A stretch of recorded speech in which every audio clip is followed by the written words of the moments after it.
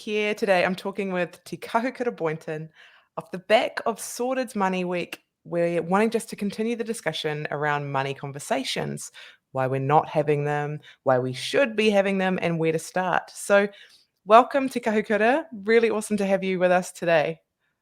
Thank you. Good morning, and thanks for having me. So, you are an influencer, you're an investor, you are an empowerer, and I guess most of all, you're a full time student while you're doing all of this. Can you tell us a little bit about the blog and the podcast, Maori Millionaire?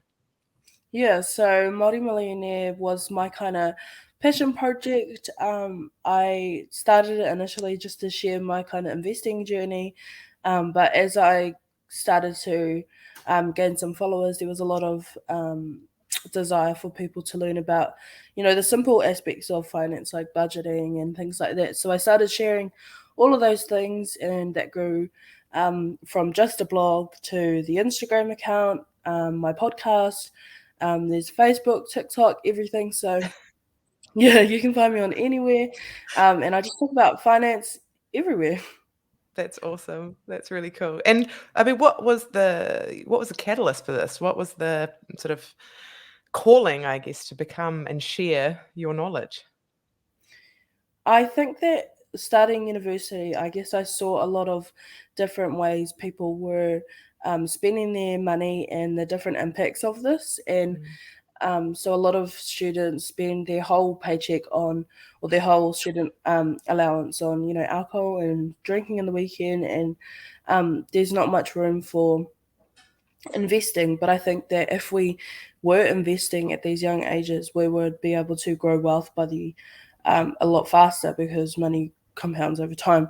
But I think Mm. that because this financial education isn't implemented at a younger age, we miss out on a lot of growth that we could have had much easier. Mm. And why do you think we're not having these money conversations at a younger age? I think that it's part of generational education. So, if our parents don't understand these concepts, then they're obviously not going to pass it down to us. And as Indigenous peoples worldwide, our biggest assets were stolen from us. Being our land and our culture and our language.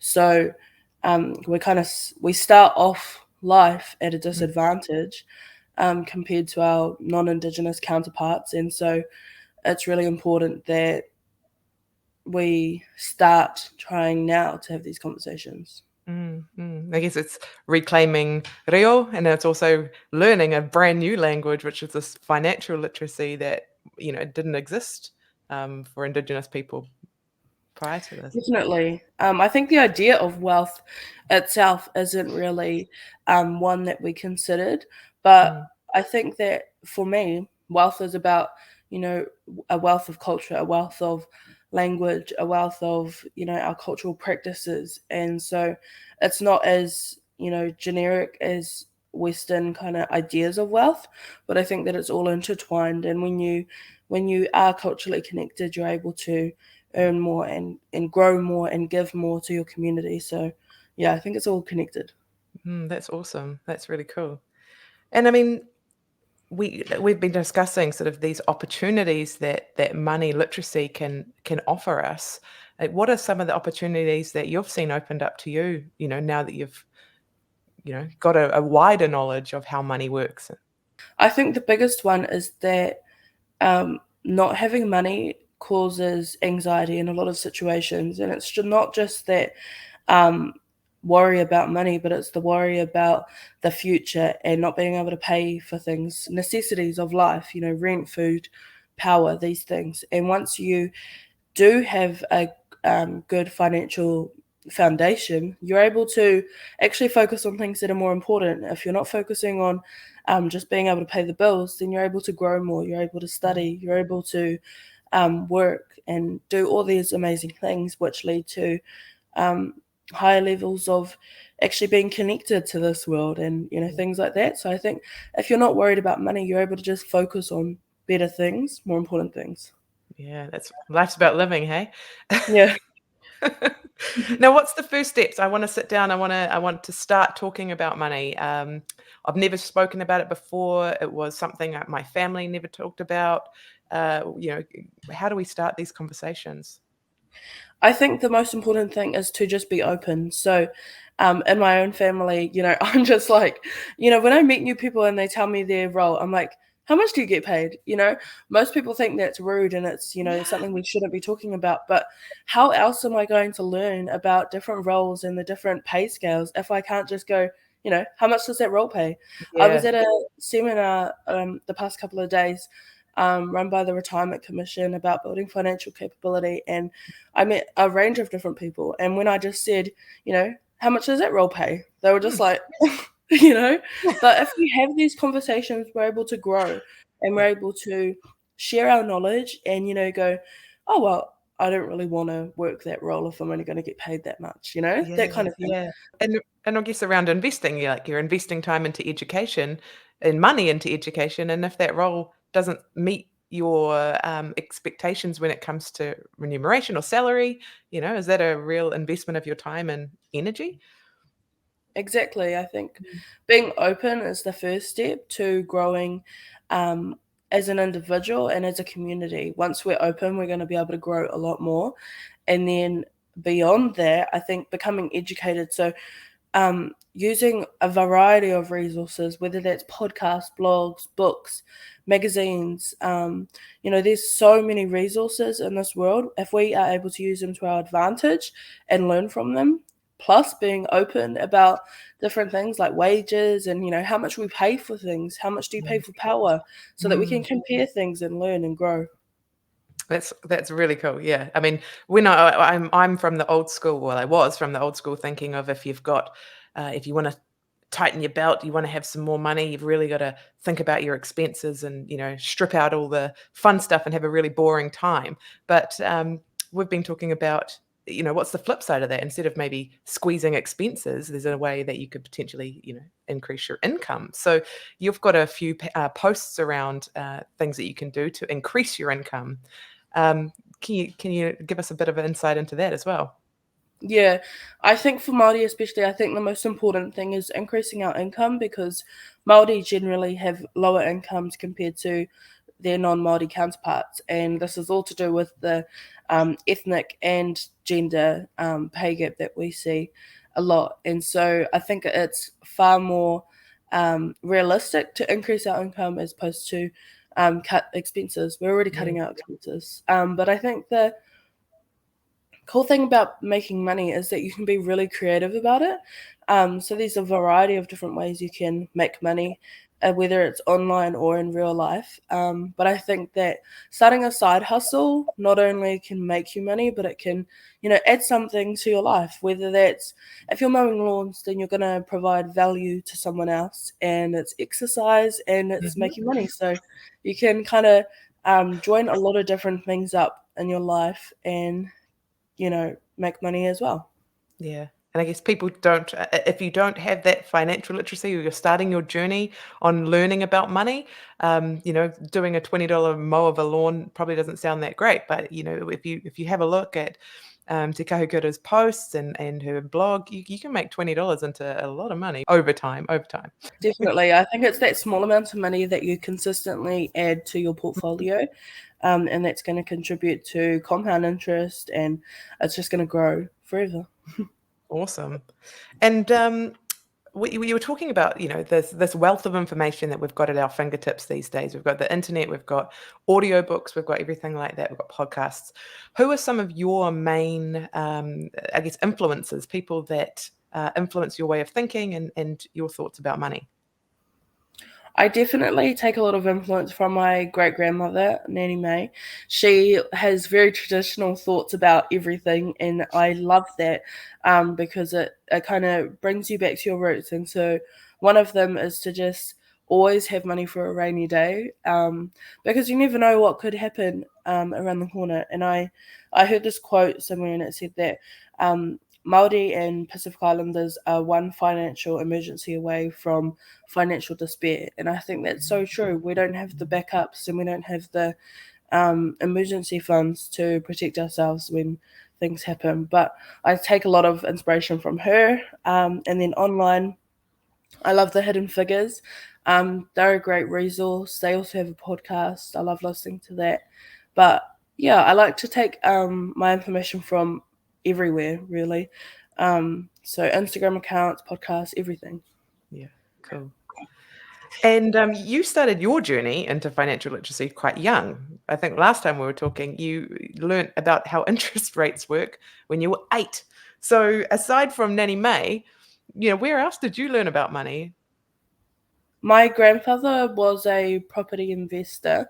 He loved learning how money worked and how to grow money, and um, I learned a lot of information from him, and he was a big fan of Robert Kiyosaki, so he had a lot of books by him lying around, and I would read them. So I read Rich Dad Poor Dad when I was like 8. I'm not sure how much I actually understood, but I did understand the concept of compound interest really early, and I think that's the most important concept to understand. Because once you understand that, every dollar isn't just a dollar because it has potential to grow into so much more. Amazing. Yeah. And so I've got young kids. I think a lot of our listeners have young kids. Um, I think safe to say, as a parent, you always want your children to have more opportunities than you have access to more. And I want to have that conversation about money with them early, and the value of money. So, what's your thoughts, or how do you think we start financial education with tamariki? Because we know that it's not in schools to the level that it needs to be. Mm. I think that normalizing the conversation about money is firstly so important. So, if you're at the dinner table, have a conversation about what you do for work and how you make money and how you increase your income, or how you, um, if you're on maternity leave, then explain the different flow and effects of this. And I think that normalizing the conversation about money is going to help a lot. And then I think, secondly, you are your child's best role model. So whatever your money habits are, then that's going to help them. And by talking about things, if you're using a credit card and you're using it for points and you're not racking up debt, then explain this to your child so they understand. Because kids are able to learn everything from who's around them. So making sure you explain things is really helpful, I think. Yeah, I'm going to start charging my 4-year-old rent. They can learn it the hard way. I think that's an interesting one. A lot of kids earn pocket money for doing chores. I was never one of those kids. In my household, it was like when you live somewhere, you contribute to where you live. So we didn't get money for chores. And I think that's a really weird concept for me because when you're an adult, you don't get paid to do your own dishes. So No. I think you're setting your kid up to um, have false expectations of the world. Be pretty disappointed, yeah, no one pays me Yeah, when I unstick the dishwasher. No, I had yeah, a similar household to yours. We had to do jobs because we lived there. If you wanted to yeah, get some extra money, you got out the rake and you started, raking up those leaves. exactly.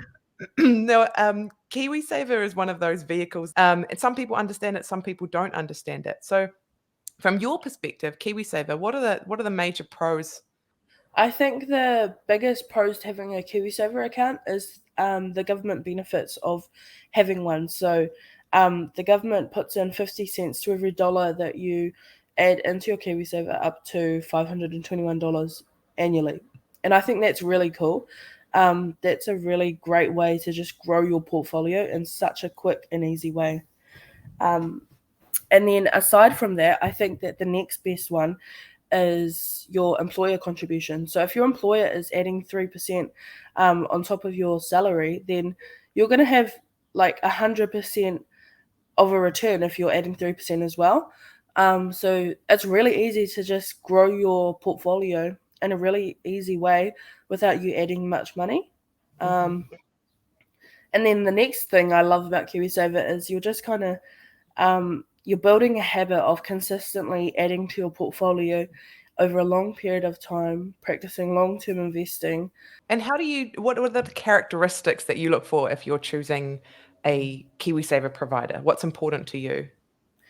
What's important to me in a KiwiSaver provider is having independence of what I'm able to invest in. So some providers don't really offer that to you. It's kind of just a a high risk fund and a low risk fund.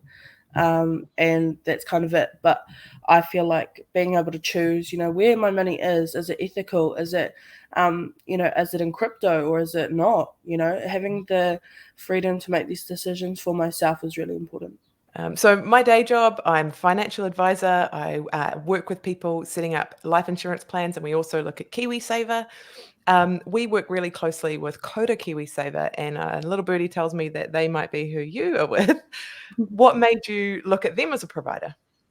Yeah, I really do love, like I said, the independence and being able to choose what kind of investments I'm with.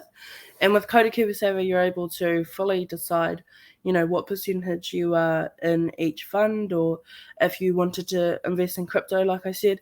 And I really love that flexibility and being able to choose, how you are actually investing your Kiwisaver fund, which is, really important to me.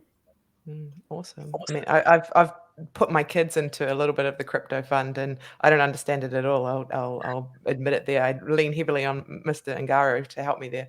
But yeah, I agree. It's a really great way that you can, see where you're invested. I like showing my sons, what they're invested in. They're 4 and 1, so they don't care, but they like that it's purple and yellow. So again, it's having that early stage financial discussion with children to improve that literacy, I'm hoping. Yeah. Now, people want to know more about you. People want to find you. Where's the best place to do that? Yeah, so you can follow me on any social medias. I'm on Facebook, TikTok, Instagram. But if you don't use social media, then of course head to my website, www.maorimillionaire.com, and there you'll find links to my podcast and to my blog as well. So make sure to give me a follow on whatever social media you use, and to stay in touch. Awesome. And I also see that you've got an ebook as well. So that could be a really cool resource for someone that's starting their journey as well. Yeah, definitely. So my ebook covers a lot of different financial concepts. So it's about investing and how to grow generational wealth as an Indigenous person, which is quite a confusing topic for a lot of people because it's not something that we kind of have talking about growing up. So yeah, it's all about growing that kind of mindset, the money mindset, and learning how we can invest our money, allow it to grow, and increase our income. So it's a really great resource for anyone wanting to get started with their financial journey. That's awesome. Thank you so much, Ngā and I just want to, again, mihi you for all the work that you're doing in this space with different whānau, just raising the knowledge and the profile around financial literacy. I think it's such an awesome calling, and thank you for rising to the challenge. Thank you so much for having me.